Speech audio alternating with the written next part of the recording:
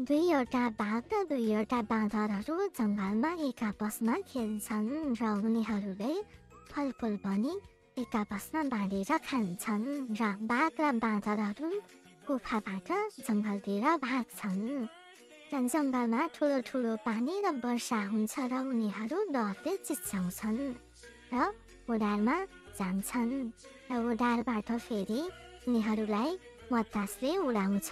ठुलो ठुलो हावा लागेर उनीहरूलाई उडाउँछ र उडारबाट उनीहरू दौडिन्छन्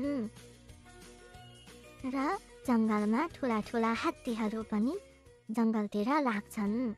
हात्ती बाघ र बाँदरको एक आपसमा जङ्गलमा भेट हुन्छ र उनीहरूले फलफुल एक आपसमा मिलेर बाँडेर खान्छन् र फलफुल खाँदा खाँदै 7 वर्ष र उनीहरू त्यहाँबाट नजिकैको जङ्गलमा आमाको घरमा जान्छन् र आमा उनीहरू आएको खुसीले नाच्दै खाना बनाउँछिन् र खाना खाइसकेपछि हात्तीहरू जङ्गलतिर लाग्छन्।